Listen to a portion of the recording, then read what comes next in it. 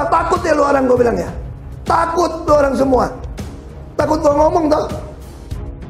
Kita ngapain ngasih panggung orang yang sudah pensiun, nggak berbuat apa-apa, lalu sekarang setelah Kejaksaan Agung melakukan penegakan hukum, dia mau jadi pahlawan kesiangan. Saya masih simpan itu suratnya, bisa diperiksa. Makanya saya senang kalau aparat mau turun, saya kasih satu disk saja, aparat kalau betul-betul mau bersihkan Pertamina. Lo tau apa Pak Kuno bilang apa? Pejabat jenis apapun lu nggak usah takut sama dia, selama dia mau terima duit. Siap. Awak cek lu biar nak langka solar. Pengawasan edukasi ke operator ini juga. Ya memang harus ada permen.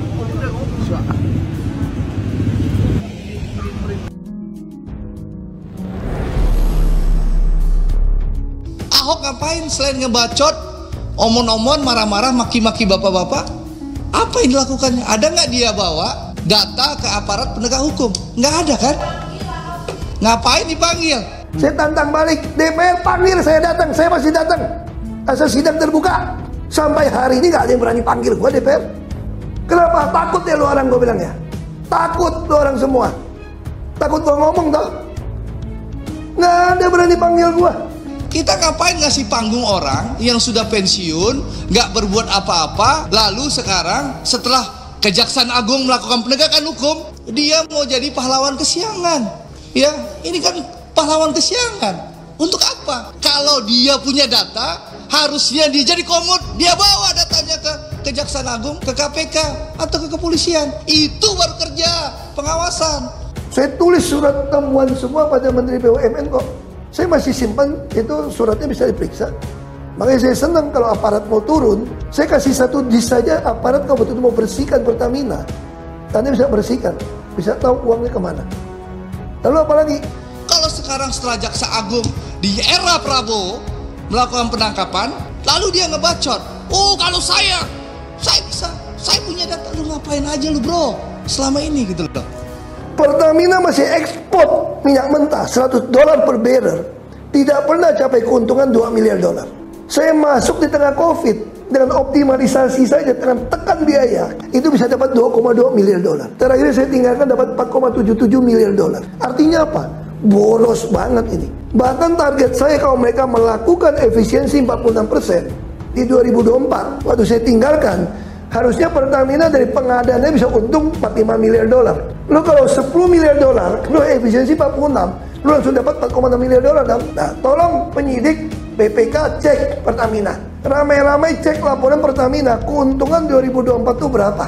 Bahwa pada ketika Pak Ahok menjadi komisaris utama Pertamina, Pertamina mencetak laba bersih terbesar dalam sejarah Pertamina itu sendiri. Pada tahun 2022 itu sudah $3,8 miliar laba bersih. Tahun 2023 itu luar biasa, sampai $4,4 miliar atau 70 triliun, 14 triliun diserahkan kepada negara.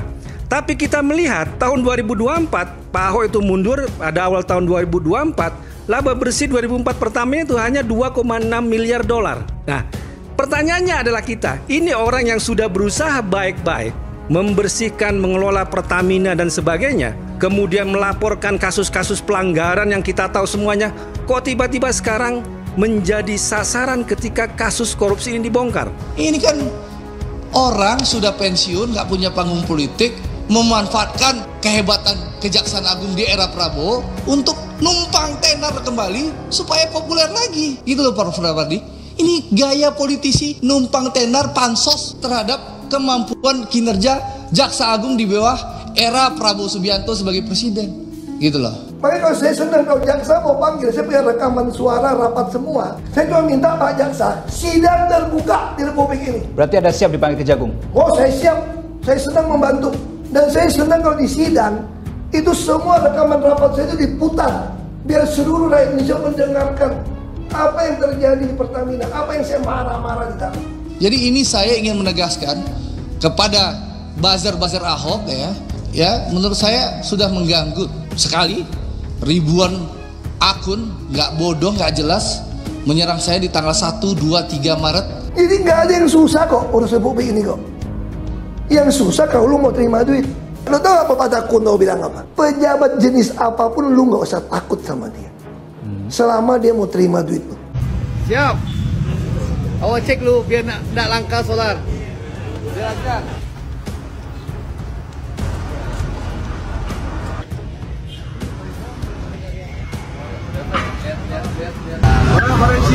Isi namanya pembangunan satu ya setiap hari mah. Oh, susah. Iya, 100.000 bang.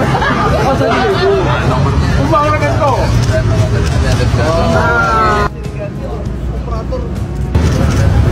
Bisa saja kalau Baru siapa? baru gitu. Baru siapa? Pengawasan edukasi ke operator ini juga. Ya memang harus ada permen.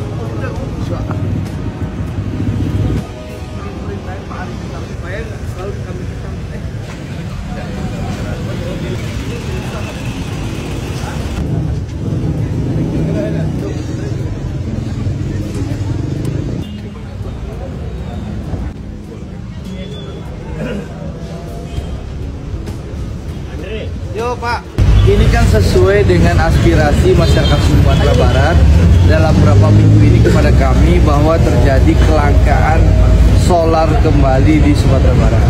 Tentu kami sebagai wakil rakyat yang mewakili Sumatera Barat berkewajiban untuk mencarikan solusi yang terbaik bagi masyarakat Sumatera Barat. Alhamdulillah kami sudah berkomunikasi dengan mitra kami Pertamina, dengan Bu Nike sebagai Dirut Pertamina Holding dan juga Pak Arifa sebagai Dirut Pertamina Patraniaga. Alhamdulillah dalam beberapa waktu ini Pertamina sudah melakukan aksi dan tindakan sehingga kita bisa lihat kelangkaan maupun antrian solar yang terjadi beberapa waktu yang lalu sudah berhasil diurai dan dituntaskan oleh Pertamina. Tentu kami sebagai anggota DPR RI Komisi 6 yang mewakili Sumatera Barat maupun fraksi Gerindra mengucapkan terima kasih terhadap Pertamina, kepada Bu Nike, Dirut Pertamina Holding, Pak Rifa, Dirut Pertamina Patraniaga, Pak Freddy sebagai GM Mor 1 dan juga Pak Naro sebagai senior sales area manager Pertamina Sumatera Barat yang sudah menampung dan mengeksekusi aspirasi kami sehingga Pertamina melakukan langkah cepat sehingga tidak ada lagi kelangkaan solar di Sumatera Barat. Tentu sekali lagi harapan kami Pak Rifa, ya, Pak, jangan sampai ada lagi kelangkaan. Kita memaklumi bahwa saatnya memang konsumsi terus meningkat di Sumatera Barat. Nah, untuk itu tentu kita harapan kami Pertamina selalu menyiapkan berbagai alternatif solusi, jangan sampai kejadian kembali kejadian beberapa waktu yang lalu terjadi kelangkaan maupun antrian. Jadi sebagai mitra BUMN kami menindaklanjuti langsung bersama-sama dengan seluruh tim, ada GM Marketing Operational Region 1 Pak Freddy dan juga tim di sini yang terus bahu-membahu sebagai bagian dari apa yang tadi Pak Andre sampaikan, di mana kami juga melihat secara keseluruhan lebih detail per lokasi supaya lokasi dan juga balancing untuk supply solar ini bisa merata. Dan ini juga merupakan komitmen kami yang akan kami lakukan terus-menerus, nggak cuma hari ini aja, supaya memang hingga akhir tahun dan juga nanti pada tahun 2024 atau seterusnya pada saat nanti ada volume atau kuota kebijakan baru, kita tetap bisa mengawal sehingga masyarakat, khususnya masyarakat yang memang membutuhkan dan menjadi target dari BBM subsidi ini, bisa menikmati BBM subsidi ini untuk melakukan kegiatan, aktivitas, dan operasionalnya. Pak, itu penyebab dari saya. kelangkaan apa Pak penyebabnya?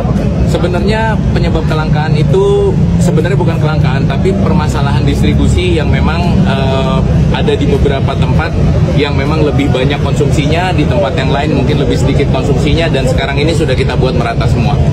Saya rasa kita harus mendukung Pertamina, ya. Jaksa Agung sudah menjelaskan secara detail bahwa BBM Pertamina sekarang tidak lagi dioplos, ya, tidak ada pengoplosan. Jadi memang kualitasnya sesuai yang dijual, dan saya rasa kita harus mendukung semua. Jadi saya ingin menyampaikan sekali lagi, kita jangan sampai memberikan panggung kepada orang-orang yang pansos melihat kinerja Kejaksaan Agung yang luar biasa di era Pak Prabowo Subianto. Ya, kalau Anda punya kekuasaan dulu, ya Anda laporkan. Anda punya bukti, Anda bawa ke aparat penegak hukum. Jangan hanya podcast lalu bawa buzzer-buzzernya, bangun opini di media sosial. Itu namanya omon-omon. Omon-omon itu teh. Jangan kita omon-omon. Kalau Anda menikmati puluhan miliar sebulan, setahun Anda terima penghasilan dari Pertamina setahun, ya lebih gede kan penghasilannya Ahok di Pertamina daripada Prof Darmadi kan di DPR, betul? Lebih besar penghasilan Ahok di Pertamina jadi Komut atau penghasilan Prof Darmadi di DPR? Puluhan miliar, Prof. Besar nggak? Nah, jadi gitu.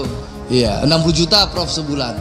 Kalau Ahok miliaran. Jadi menurut saya kita jangan mau terjebak dengan opini orang pansos atas kinerja Kejaksaan Agung. Jadi sekali lagi Pak Simon, saya tunggu roadmapnya dengan teman-teman direksi semua ya. Mari bekerja keras. Sekali lagi, mari kita bersama-sama benahi Pertamina dan mudah-mudahan saya berharap di era Pak Simon betul-betul kita bisa wujudkan swasembada energi supaya juga kita jangan sampai ya termakan opini yang tidak sehat, cara-cara yang tidak benar ya dalam berpolitik. Kalau Anda sudah lewat eranya, ya sudahlah, pensiun baik-baik ya. Kalau Anda punya data, Anda serahkan ke aparat penegak hukum.